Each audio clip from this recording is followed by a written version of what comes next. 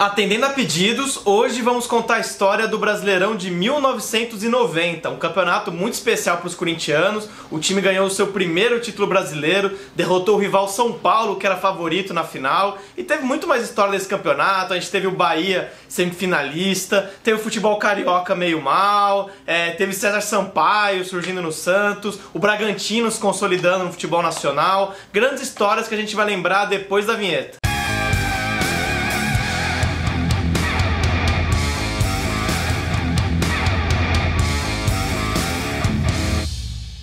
Antes de contar a história de mais esse brasileiro, eu vou brevemente só lembrar da nossa parceira, a Vestiário Company. A roupa que eu tô vestindo hoje é um exemplo das camisas que você encontra na loja deles. O endereço tá aqui embaixo e se você usar o nosso cupom Última Divisão, né, Última Divisal, ali sem acento, tudo junto, você consegue uns descontos bem legais nas roupas das Vestiário Company, que são muito bonitas, né, todas com a temática futebol. Temos aqui mais um exemplo dos regulamentos criativos que eram praticados no futebol brasileiro num passado não muito distante. Eu vou tentar explicar como é que funcionou o regulamento do Brasileirão de 90. O torneio tinha 20 times que eram divididos em duas chaves. Na primeira etapa, os times de uma chave jogavam contra o da outra. Na segunda etapa, os times jogavam dentro da própria chave.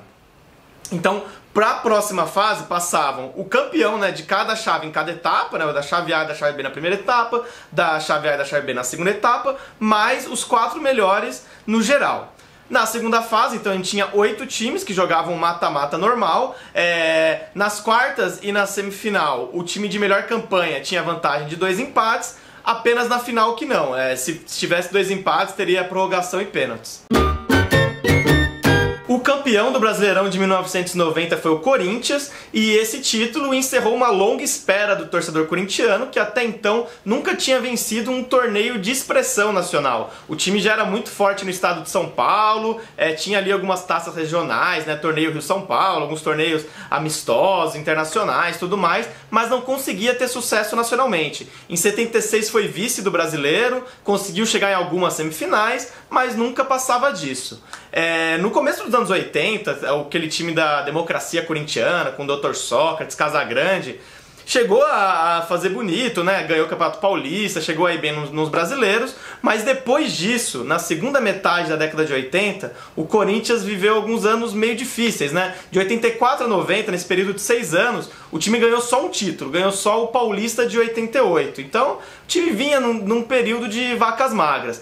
Pois é, nesse Paulista de 88, que o Corinthians fez a final contra o Guarani, no jogo de ida da final, surgiu o jogador que colocaria o Corinthians num outro rumo ali depois. Com a camisa do Guarani, o jovem Neto fez um golaço de bicicleta na ida dessa final do Paulista de 88, né? Foi isso. O Guarani tinha ali o jovem Neto, que chamou muito a atenção. O Guarani perdeu aquela final pro Corinthians, mas o Neto chamou a atenção. Ele que já tinha jogado antes pelo São Paulo, olha só, pouca gente lembra disso. Depois desse gol, de chamar a atenção nacionalmente nesse gol na final do Paulista, ele chegou a passar pelo Palmeiras antes de ir pro Corinthians.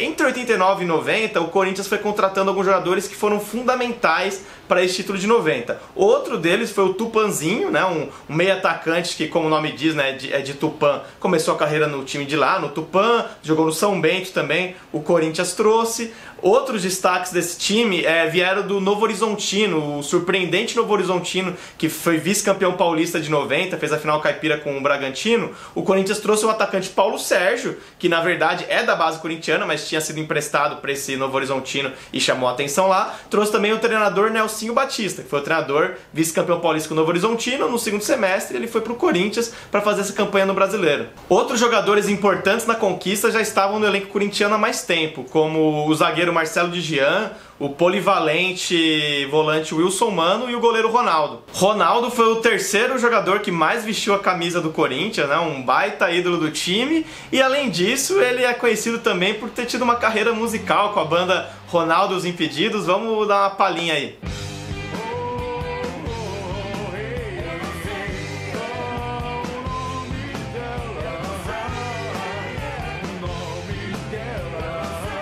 E não era só o Ronaldo, o Marcelo de Jean, o Wilson Mano também estão no hall dos jogadores que mais vestiram a camisa do Corinthians, né? São atletas muito identificados, que eram até considerados às vezes não tão bons tecnicamente, mas eram raçudos e identificados com o clube. O time começou mal a campanha, só foi vencer um jogo na 4ª rodada, mas quando venceu foi justamente um clássico, venceu o Palmeiras com gols de Wilson Mano e Neto. Neto fez gol de falta.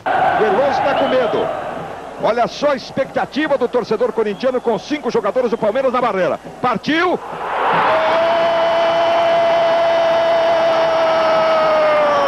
Neto fez muitos gols, especialmente gols de falta em toda a campanha. Às vezes, quando ele não resolvia, quem resolvia era o Tupanzinho, que entrava muitas vezes do banco de reserva e resolvia, ficou conhecido como o talismã da Fiel. Um exemplo de jogo que o Tupanzinho resolveu foi um 2-1 contra o Flamengo fora de casa. Ao final da primeira fase, o Corinthians fez a 4ª melhor campanha do campeonato.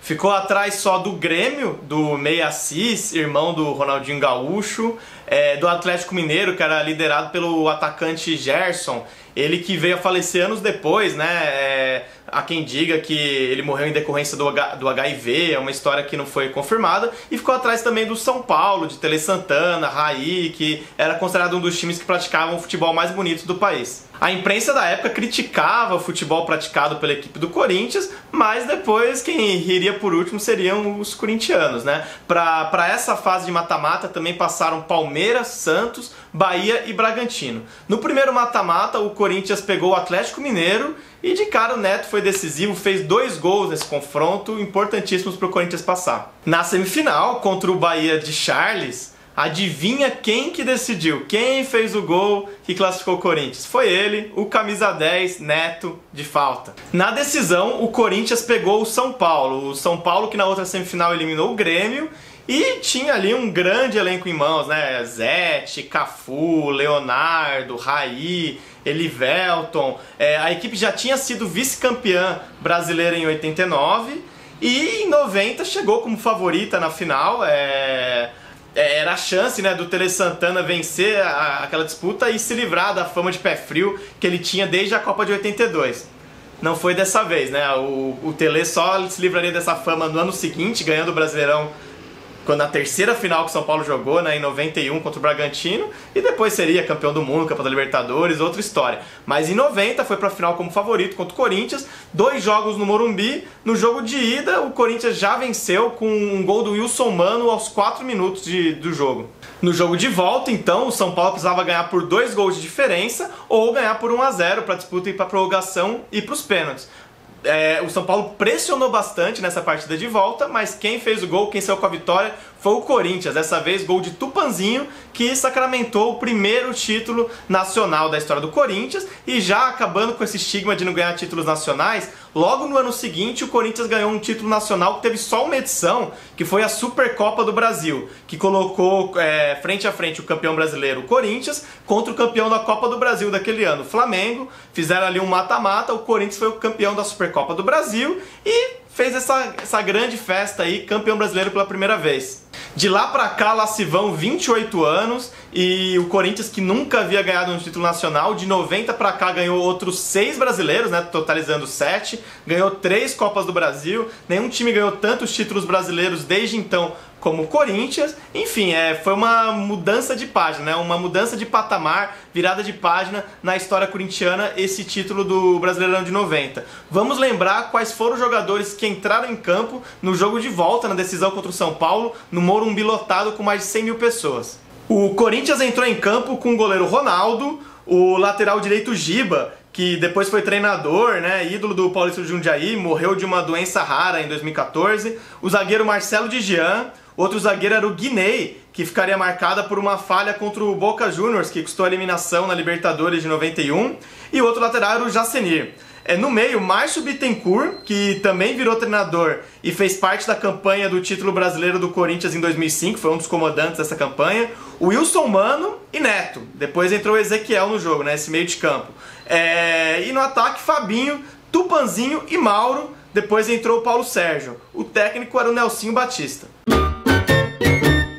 O campeonato de 90 teve vários destaques individuais. Por exemplo, a Bola de Ouro, a tradicional premiação da Placar, quem ganhou foi o César Sampaio, jovem volante do Santos, que depois teria uma carreira brilhante, surgiu naquele Brasileiro de 90. O Bragantino tinha o Mazinho, que jogou a Copa América de 91 com a camisa do time de Bragança Paulista, né? Na época ele defendia o time de Bragança, foi convocado para a seleção de tão boa que era a fase. O Palmeiras tinha o Careca Bianchese, né, um ídolo daquela época. O São Paulo tinha um time todo com destaques, com jogadores de alto nível técnico, mas não tem como dizer que o craque do campeonato foi outro, né? Ele diria que nós somos baitas Zé Ruelas se não falássemos que o craque daquele Brasileirão foi o Neto, que fez gols decisivos, que sem esses gols o Corinthians não teria sido campeão brasileiro. Vai fazer 25 anos que, por sinal, o Corinthians até hoje não deu um almoço para nós. Sacanagem, né? Não deram almoço pra gente. Primeiro título depois de 80 anos, hein? Eu fiz 2 gols em menos de 3 minutos. E se eu não tivesse feito isso, o Corinthians não tinha sido campeão em 90. O Neto, inclusive, até hoje reclama por não ter ido para a Copa de 90, né? Numa fase tão boa que ele estava, mas o treinador Sebastião Lazzaroni, técnico do Brasil na época, depois falou que na época ele considerava o Neto um jogador normal. Por que você não levou o Neto? Quem é o Neto? Essa foi uma das edições do Brasileiro que o artilheiro fez menos gols. Superou só mesmo a edição de 87, quando o Miller foi artilheiro com 10 gols. Ou se considerarmos também os brasileiros antes de 71, também em 66 o artilheiro fez menos gols. Mas apenas 11 gols, como foi em 90. Em 89 o Túlio Maravilha foi artilheiro jogando pelo Goiás também com 11 gols, mas são essas edições com um número mais baixo. Em 90 o artilheiro foi o Charles, do Bahia. O Bahia que já tinha sido campeão brasileiro em 88 com esse mesmo Charles. E o Charles levou o time para mais uma grande campanha, né? Graças aos seus gols, o Bahia chegou na semifinal. Pelas quartas de final, Bahia e Bragantino fizeram duelos alucinantes para decidir quem iria para a semi. Na ida foi 1-1 em Bragança Paulista. Na volta, na Fonte Nova, o time do interior paulista saiu na frente com o Mazinho. O Bahia pressionou e empatou com o Jorginho. Depois, aos 17 do segundo tempo, virou com gol de Charles. Mas, aos 18 do segundo tempo, Barbosa voltou a empatar para o Bragantino. Até que, aos 32 minutos do segundo tempo, Wagner Basílio fez o gol, que decretou um 3-2, né, depois de tanta movimentação no placar, e Bahia na semifinal. Esse campeonato de 90 não escapou às interferências do STJD, embora depois tudo tenha terminado conforme o que aconteceu em campo. O Vitória da Bahia perdeu 5 pontos pela escalação considerada irregular do meia Nardella contra o Fluminense, num jogo que o Vitória perdeu do Fluminense, mas ainda assim perdeu 5 pontos, e com isso o Vitória seria rebaixado, o São José de São José dos Campos se salvaria. Mas depois a CBF viu que houve uns problemas no trâmite do processo e devolveu os 5 pontos ao Vitória. Com isso, o rebaixado no final foi mesmo o São José. Esse meia Nardella, ele é muito conhecido em Santa Catarina, ele é considerado um dos maiores ídolos da história do Joinville, né? Clube pelo qual ele conquistou 7 títulos catarinenses. No Vitória, quase que a escalação dele custou um rebaixamento.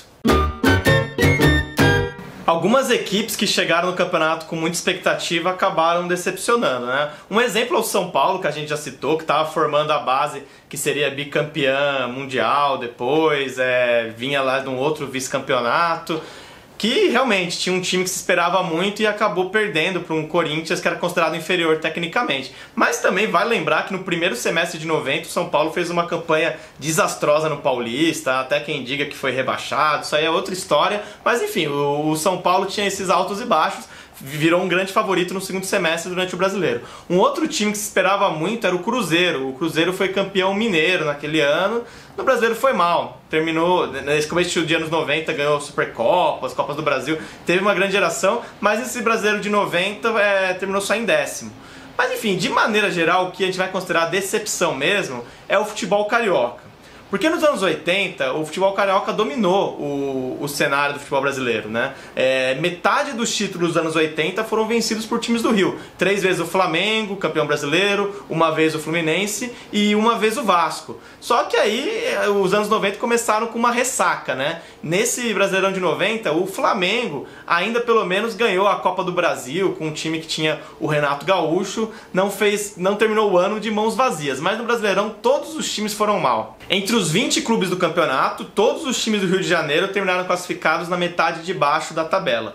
O Flamengo foi o 11º, seguido do Botafogo, que foi o 12º. Aí no meio dos cariocas de intruso ali teve o Náutico, de Pernambuco, que foi o 13º.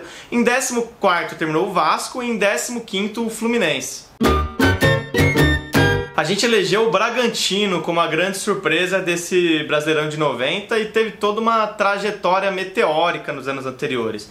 O Bragantino, apesar de ser uma equipe muito tradicional no interior de São Paulo, até esse final dos anos 80, começo da década de 90, ele só tinha disputado uma vez a primeira divisão, que foi em 66. Só que aí, em 88, começou uma ascensão. Em 88, o time venceu a segunda divisão do Paulista, batendo a Catanduvense na final. Em 89, na primeira divisão, já fez bonito.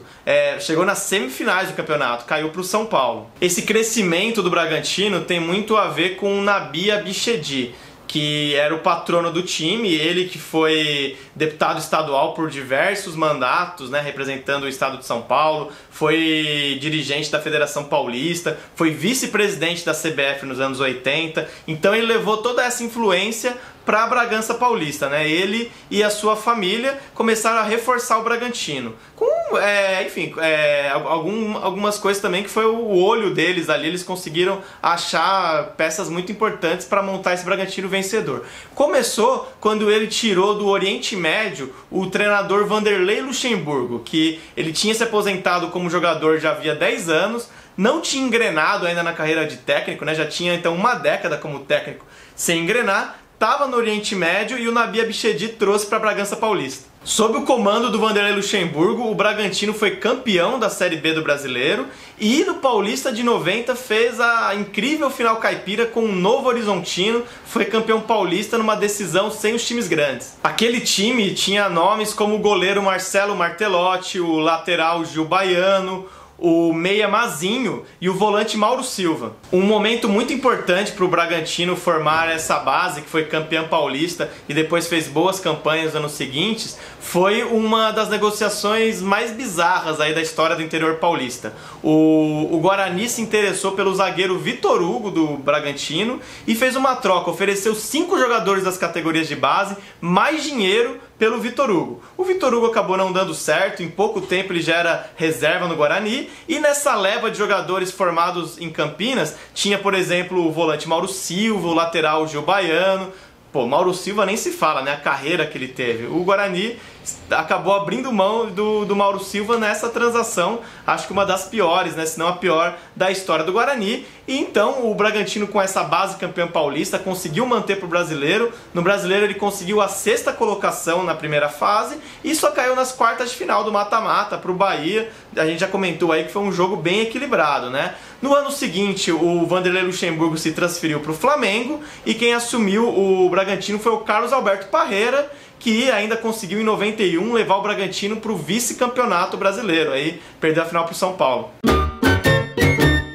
Enquanto o Bragantino brilhava, 2 outros times do interior do estado de São Paulo acabaram como lanterna e o vice-lanterna desse brasileiro, que eram os 2 times rebaixados, né? A gente está falando da Inter de Limeira e do São José. Os dois tiveram grandes momentos nos anos 80. O São José foi o vice-campeão paulista de 89, perdeu a final para o São Paulo. A Inter de Limeira foi campeã paulista de 86, venceu a final contra o Palmeiras, foi campeã da Série B do Brasileiro em 88. Então os 2 times vieram com tudo aí nos anos 80, mas esse campeonato de 90 foram muito mal. A pior campanha foi da Inter de Limeira, que ganhou só 4 jogos em 19, e depois que os 2 caíram para a 2ª divisão do Nacional, nunca mais tiveram momentos de tanto brilho como tiveram nos anos 80 e nesse primeiro ano aí de 90. O Grêmio foi o responsável pela maior goleada daquela edição do Brasileiro, fez 5-0 jogando contra o Náutico no Olímpico na primeira fase, um jogo que teve gols do Maurício, do Caio, do Assis, mas os 2 primeiros gols daquela goleada foram feitos pelo Alfinete. E para a alegria do grande Léo Batista, né, quando ele foi narrar esses gols ali nas chamadas da Globo, ele fez muitos trocadilhos com esse nome Alfinete.